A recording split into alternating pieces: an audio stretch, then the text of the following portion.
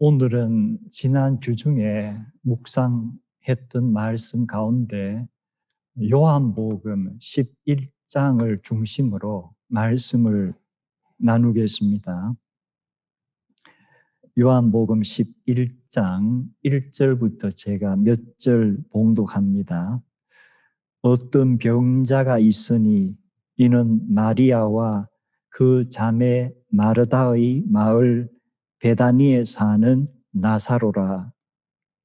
이 마리아는 향유를 주께 붓고 머리틀로 주의 발을 닦던 자요. 병든 나사로는 그의 오라버니더라. 이에 그 누이들이 예수께 사람을 보내어 이르되 주여 보시옵소서. 사랑하는 자가 병들은 나이다. 예수께서 들으시고 이르시되 이 병은 죽을 병이 아니라 하나님의 영광을 위함이요 하나님의 아들이 이로 말미암아 영광을 받게 하려 함이라 하시더라. 예수께서 본래 마르다와 그 동생과 나사로를 사랑하시더니 나사로가 병들었다 함을 들으시고 그 계시던 곳에 이틀을 더 유하시니라. 그 후에 제자들에게 이르시되 유대로 다시 가자 하시니라.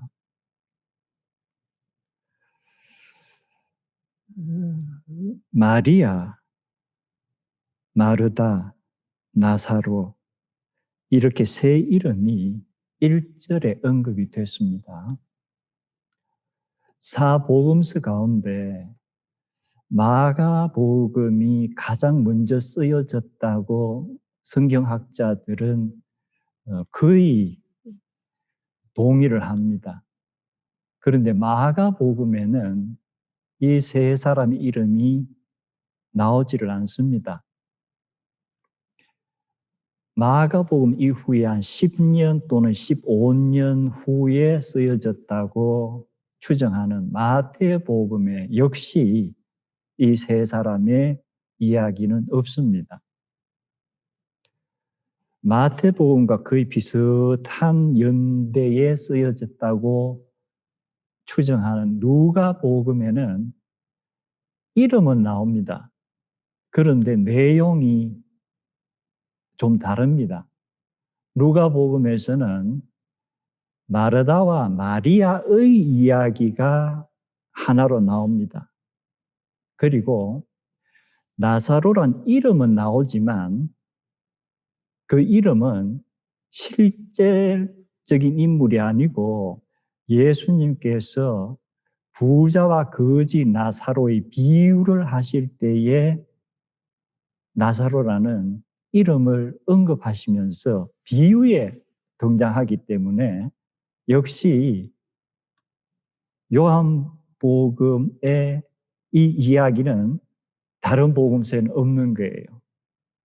그래서 유일하게 요한복음서에만 언급이 되어 있기 때문에 이 이야기가 요한복음서 내에서 어떤 비중을 차지하고 있는가, 그것을 우리가 알아봐야 합니다. 조금 곁다리 이야기지만 제가 질문을 던져볼게요. 나사로는 마리아의 오빠입니까? 나사로는 마리아의 남동생입니까? 나사로는 마리아의 오빠인지 동생인지 알 수가 없습니까?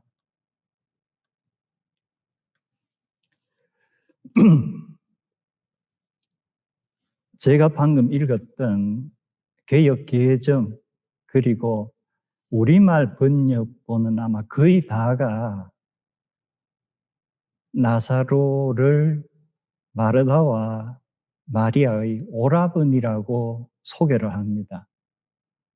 그리고 밑에 보면 역시 마르다도 나의 오라버니가 죽지 않았을 것입니다 마리아도 나의 오라버니가 죽지 않았을 것입니다. 그래서 우리말 번역을 보면은 분명히 나사로가 오빠인데 영어 번역을 보면은 몰라요.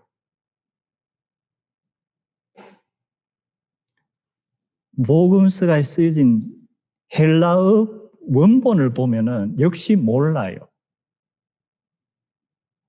왜냐하면 우리말은 my brother 또는 my sister 했을 때에 이걸 어떻게 번역하죠?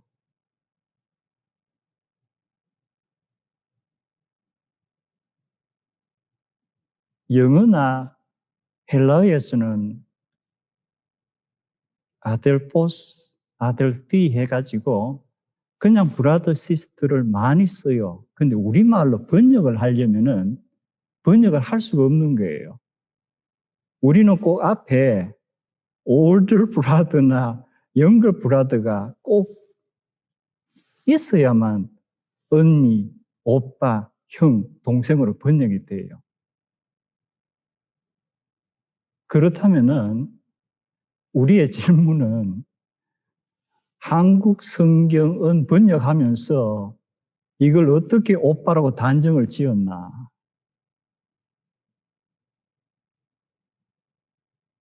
왜 한국어는 그냥 브라더, 시스터는 번역이 우리 할 수 없을까?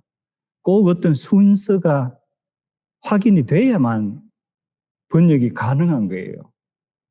이게 어떻게 보면은 그 한국의 특히 이 나이에 대한 개념 때문인지 아주 정확하게 갈라버렸는데 외국어를 우리말로 번역할 때는 이게 사각지대예요. 그러면 성경학자들은 이 세 사람의 나이를 어떻게 생각하고 있는가? 제가 읽었던 5절에 보면은 예수께서 본래 마르다와 그 동생과 나사로를 사랑하시더라. 이렇게 해놨습니다. 일반적으로 성경학자들은 이 순서가 대체로 나이 순서일 것이다. 그러면은 나사로는 마르다와 마리아의 오빠가 아니고 마르다와 마리아의 남동생일 가능성이 제일 많아요. 제가 아까 곁다리라 얘기했지만 어떻게 해서 이런 번역이 지금도 계속 오빠라고 번역이 되고 있죠. 이게 왜 이럴까? 무엇을 근거로 이런 번역을 했을까? 그냥 퀘스천 마크예요.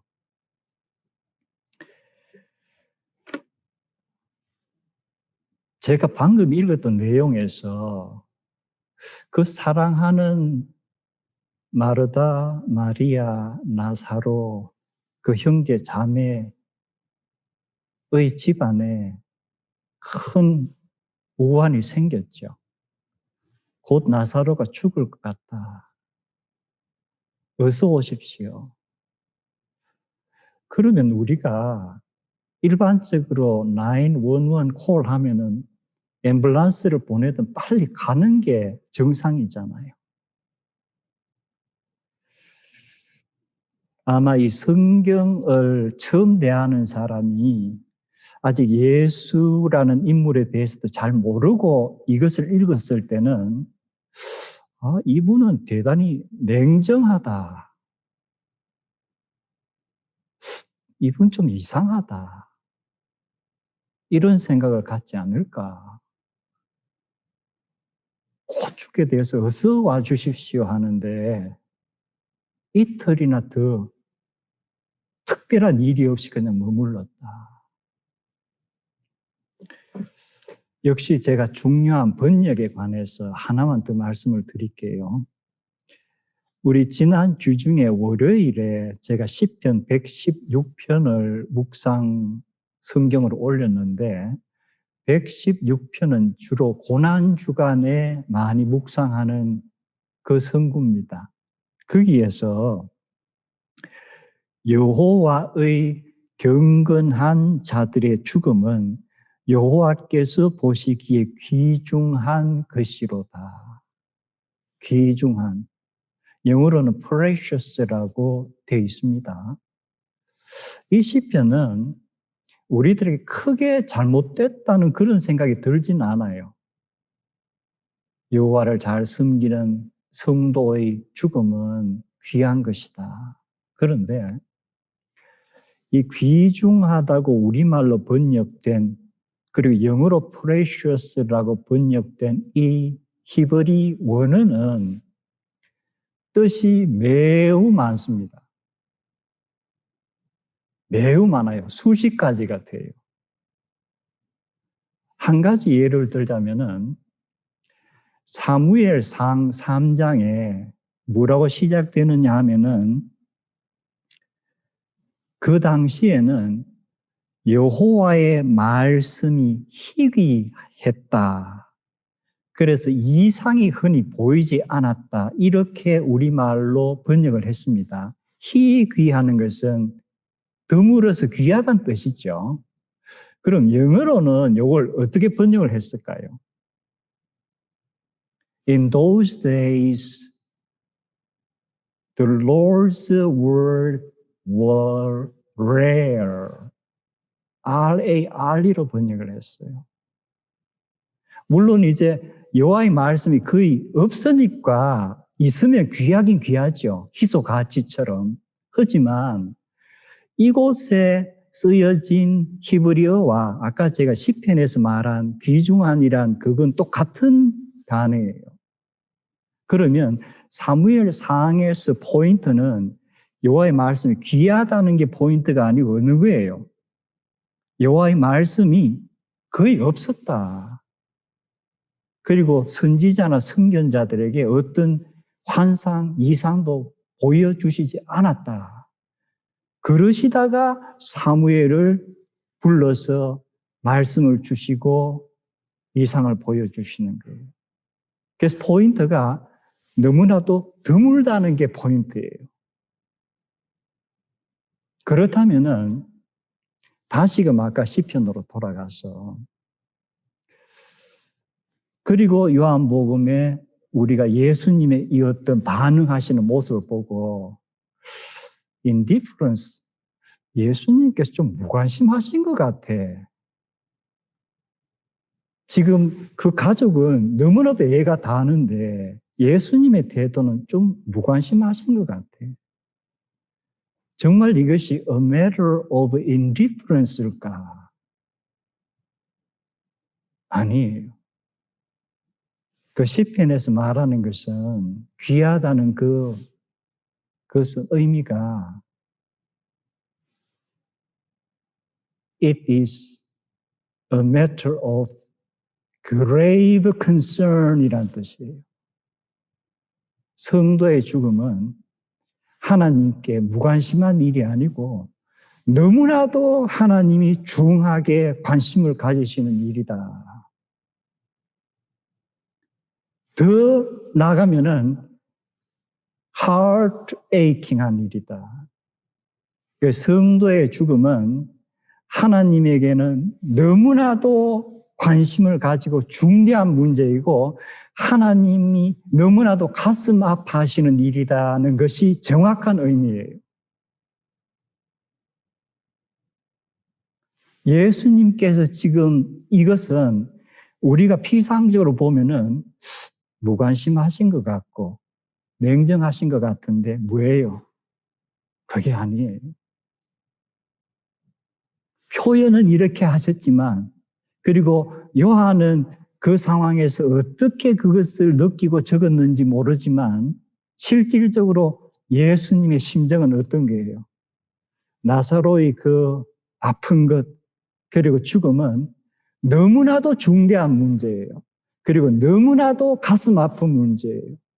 그게 나중에 마리아를 만났을 때 나오죠. 그래서 우리가 이 성경의 단어 하나하나가 때로는 그냥 지나갈 수 있지만 때로는 그 단어의 의미를 알면은 성경 전체를 우리가 보고 느끼는 감이 너무 달라져요.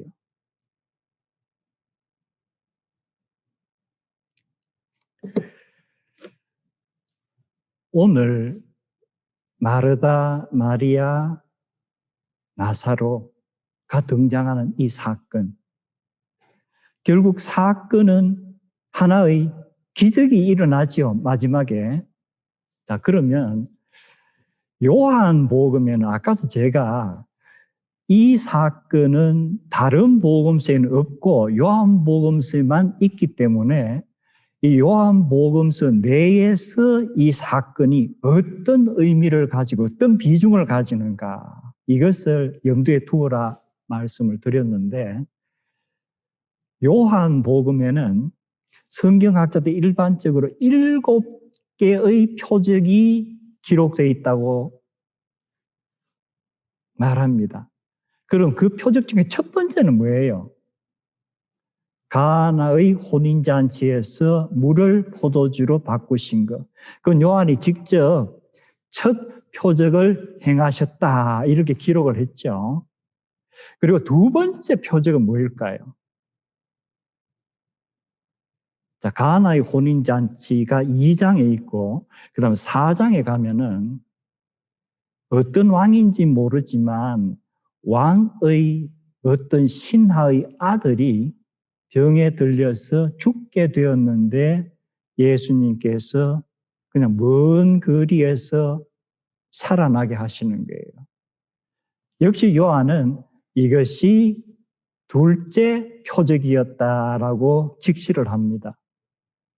그럼 셋째 표적은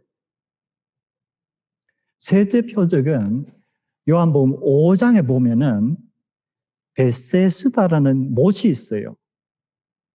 거기에는 누구든지 물이 동할 때 가장 먼저 들어가면은 어떤 병이든 고침을 받는다 하는 전설이 내려오는 못인데 거기에 38년째 아파서 기다리고 있는 환자가 있죠.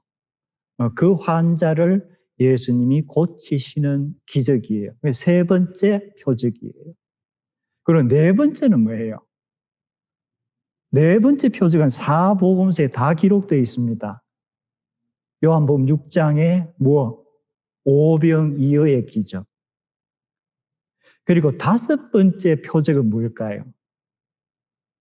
역시 요한복음 6장에 오병이어의 기적이 일어난 바로 그 날 밤에 예수님께서 제자들을 먼저 보내시고 나서 갈릴리 바다 위를 걸으시는 그 표적이 나와요.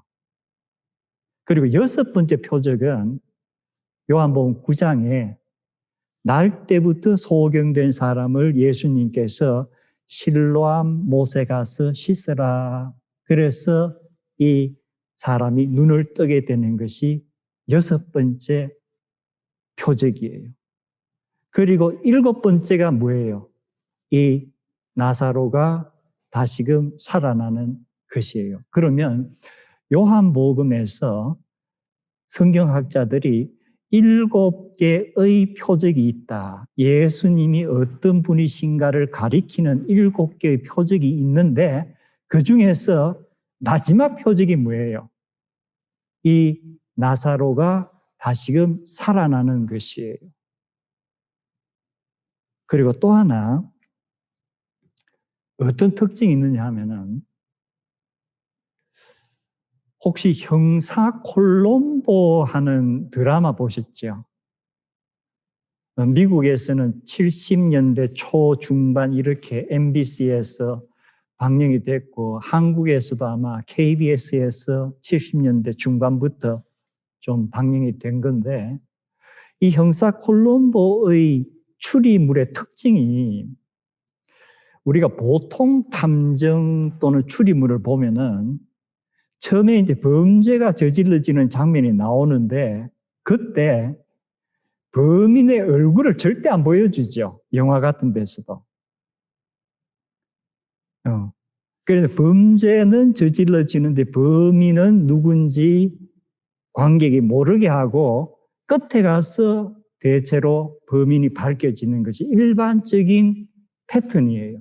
그런데 형사 콜롬보의 특징은 뭐예요? 처음에 범죄를 저지를 때 그 사람의 얼굴부터 그대로 다 보여줘요. 그런 청취자는 이미 누가 범인인지 아는 거예요. 그런데 형사 콜롬보가 현장에 와서 그때부터 어떤 추리 과정을 통해서 콜롬보가 그 사람이 범인이라고 지적을 하느냐, 이렇게 이끌어가니까 보통 사람들의 추리 사고를 완전히 뒤엎은 거예요. 그래서 제가 그것을 볼 때마다 이 형사 콜롬보는 더 고차원의 어떤 생각을 가진 작가라만 가능하겠구나. 왜냐하면 이미 아는 것을 더 이렇게 뛰어넘어야 되니까. 자, 그렇다면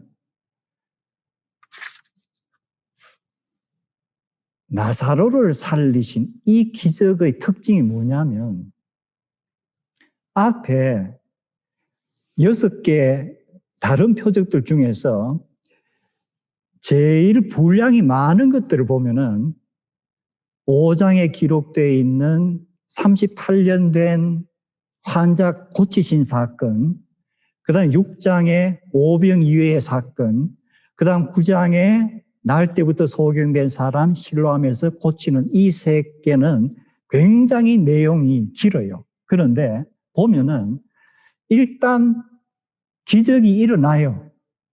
이 기적을 보고 사람들이 서로 이게 무슨 일이야?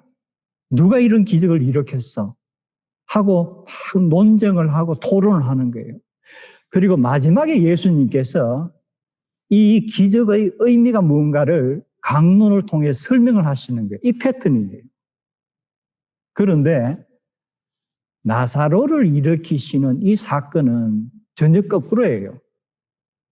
초반부터 예수님께서 이것은 앞으로 내가 일으키는 기적을 내가 이렇게 일으키는데 어떤 의미다 하는 것을 먼저 강론을 하시고 그 다음에 표적이 일어나요. 아까 형사 콜롬보의 패턴처럼 이 패턴이 다른 기적 사건 그 다음에 예수님께 설명하시는 것과는 거꾸로예요. 설명을 먼저 하시고 기적이 일어나요.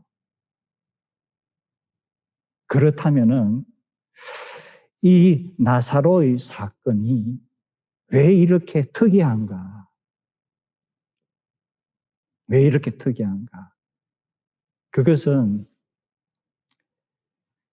지난 주일에도 저희들이 마가복음을 보면서 마가복음 8장의 하나의 사건이 그 다음에 나오는 여러 사건을 설명하는 그러한 역할을 하는 사건이다.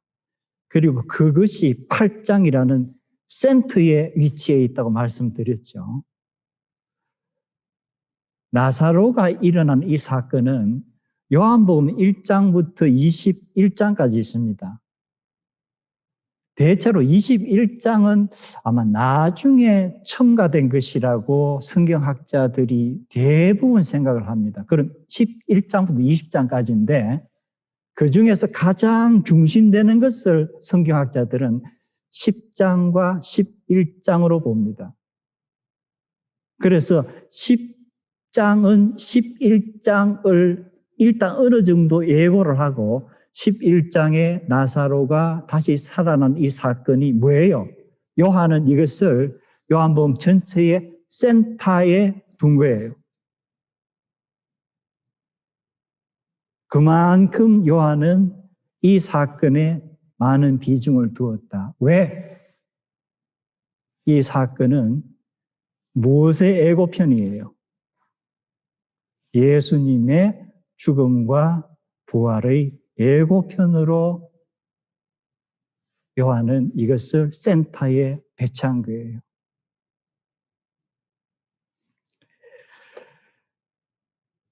그리고 내용이 흘러가면서 요한복음 11장 17절에 이제 제자들을 데리고 이틀을 계시다가 다시 이제 베다니로 오죠.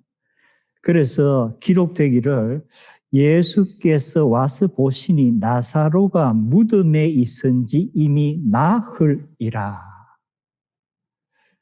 나흘이라는 것을 왜 밝혔을까? 의도적으로 나흘이라는 걸 밝혔을까?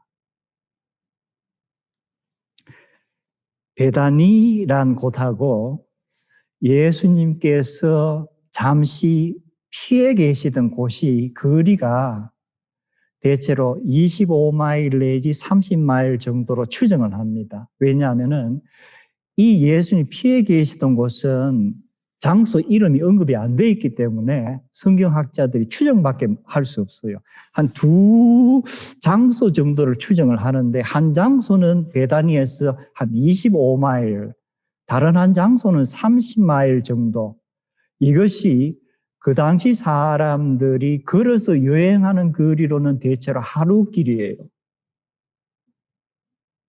그래서 베다니에서 나사로가 거의 죽게 됐을 때에 어떤 메신저가 이곳으로 보내졌겠죠. 그래서 한 하루쯤 걸려서 간 거예요. 그래서 예수님께 그 말씀을 들으시고 이틀을 더 계신 거예요. 그리고 예수님께서 제자들 데리고 또 하루 걸려서 베다니에 오신 거예요. 그래서 나흘이에요. 그런데 더 중요한 것은 그 당시에 유대 사람들에게는 어떤 개념이 있었느냐 하면은 이건 과학과는 전혀 무관한 거예요. 그냥 그들이 그렇게 생각한 거예요. 사람의 혼이, 사람의 숨이 끊어지고도 얼마 정도 더 있다. 사흘 정도 더 머무르다가 사흘이 지나면 완전히 떠난다는 개념을 갖고 있어요. 그래서 어떤 글들을 보면은 사람이 숨은 졌는데 아직 혼이 떠나지 않고 있기 때문에 내가 뭘 할 수 있어. 이런 글들이 나와요. 그렇다면은 예수님께서 나사로를 고치시는 이 케이스는 뭐예요?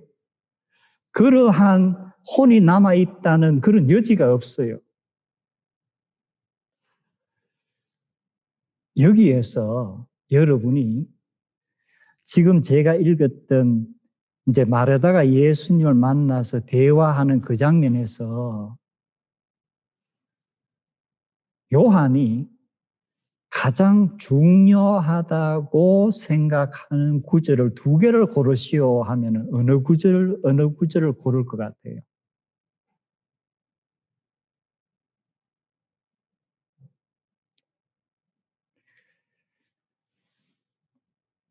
여기 또 포인트가 있습니다. 아까 제가 요한복음 11장, 즉 나사로가 다시금 살아난 이 사건이 요한복음 전체에서 가장 중요한 사건으로 요한이 플레이스먼트를 했다고 말씀을 드렸습니다. 그러면 요한복음 11장 내에서는 어느 구절을 요한은 가장 핵심적인 것으로 의도적으로 배치를 했을까? 나름대로. 그 제가 말씀드린 요한의 의도라기보다는 우리 모든 성경은 성령의 감동으로 이 불러서 받아쓰기 한 건 결코 아닐 거예요. 그 감동이라는 그 과정이 어떤지는 우리가 몰라요. 그러나 인간이 그냥 쓴 건 아니고 분명히 어떤 성령님의 인도에 따라서 요한이 이걸 기록을 하는데 그 성령님께서 만약에 요한을 통해서 가장 중요한 것으로 의도하신 것이 있다면 그것이 무엇일까?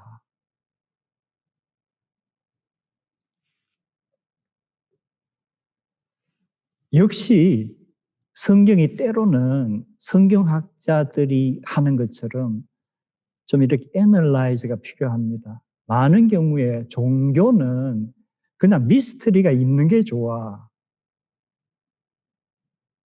그래서 미스터리를 가능한 한 좀 풀어보고 설명하려고 그러면은 위험하다고 막 말려요. 분명히 미스터리의 부분이 있습니다. 나사로가 꽁꽁 묶인 채 일어나고 나오고 하는 건 정말 미스터리예요. 과학적으로 설명이 안 돼요. 그러나 설명이 가능한 부분을 미스터리로 계속 남겨놓는 것도 바람직하지는 않아요. 자, 성경학자들은 요한복음 11장은 몇 절부터 몇 절까지로 돼 있죠. 이게 아주 중요한 건 아닌데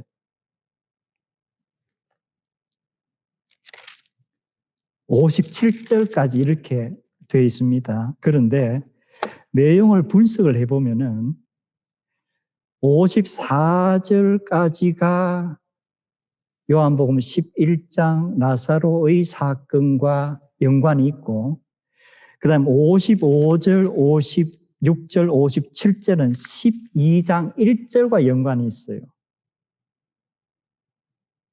그래서 우리가 요한복음에서 11장의 나사로의 사건은 1절부터 한 54절까지로 보는 것이 성경학자들의 일반적인 의견인데, 그럼 1절부터 54절까지 가장 중간절은 어느 게예요? 27절 정도 되겠죠. 그 27절이 뭐라고 되어 있어요? 마르다가 예수님께 주는 그리스도시요 세상에 오시는 하나님의 아들이신 것을 믿습니다는 마르다의 일종의 신앙 고백이에요. 우리가 마가복음에서, 그리고 마태복음에서, 그리고 누가복음에서 제자들의 고백 중에서 가장 중요하게 부각된 것이 베드로의 가이사랴 빌립보에서 행한 예수님에 대한 신앙 고백을 얘기하죠. 그 신앙 고백의 내용은 뭐예요? 주는 그리스도십니다. 살아계신 하나님의 아들이십니다. 그래서 베드로의 가장 중요한 신앙 고백, 복음서에서 가장 중요한 신앙 고백은 예수는 그리스도시다, 하나님의 아들이시다 하는 이거예요. 그런데 요한은 누구를 통해서 이 고백을 하는 거죠? 마르다의 신앙 고백을 통해서 하는 거예요. 그래서 공관복음에서 베드로의 고백과 맞물리는 위치에 있는 것이 바로 뭐예요? 요한복음에서는 마르다의 고백이에요. 주는 그리스도십니다. 하나님의 아들이십니다. 그렇다면 공관복음, 특히 마태복음에서 베드로가 이 고백을 했을 때 예수님께서 베드로에게 뭐라고 말씀하셨죠? 바요나 시모나, 즉 요나의 아들 시모나, 네가 복이 있도다. 이것을 너가 알게 한 것은 뭐예요? 혈육이 아니요. 너의 어떤 논리적이라든가 어떤 그러한 지적인 결과물이 아니요. 뭐예요? 하늘에 계신 내 아버지께서 너에게 알려주신 것이니라. 이것은 계시예요. 그렇다면은 요한복음에서는 이 마르다의 예수님에 대한 고백은 무엇일까? 자기의 지적 논리의 결과물일까? 아니면 역시 하나님께서 주시는 계시일까?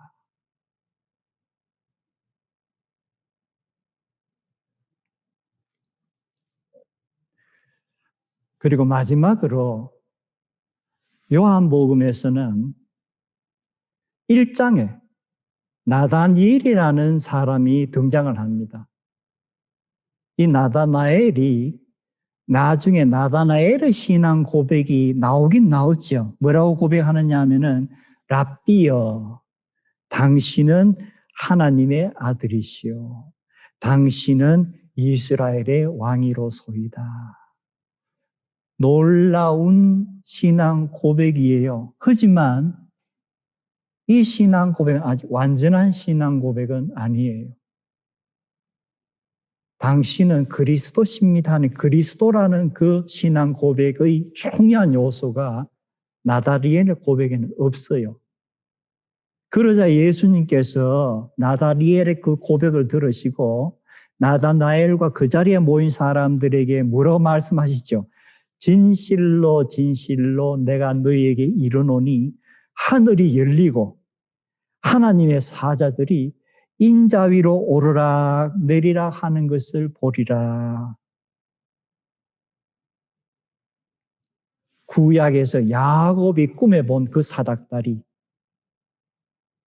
야곱이 꿈에 본 그 사닥다리는 창세기에 기록은 되어 있지만 정확하게 그 사닥다리가 무엇인지, 무슨 역할을 하는지는 구약 성경 끝까지 거기에 대한 해석이 없어요.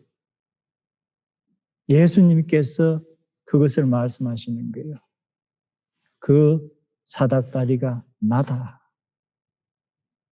하늘과 땅을 잇고 인간과 하나님을 연결하는 그 사닥다리가 예수 그리스도다. 이것을 너희들이 언젠가는 알 것이다. 그것이 요한복음에서는 누구의 고백을 통해서 나오는 거죠? 마르다의 고백을 통해서 나오는 거예요.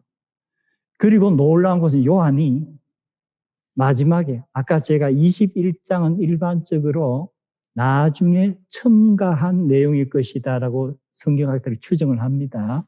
그러면 요한복음 20장, 이 요한이 직접 기록한 마지막인 것 같으면은 요한복음 20장의 마지막은 뭐로 되어 있죠?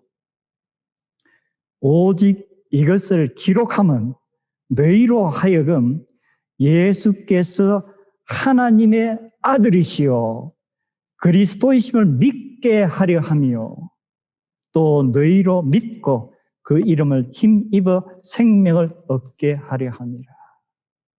그렇다면은 요한복음은 나다나엘이라는 사람을 통해서 예수 그리스도에서 부분적인 신앙 고백이 나옵니다.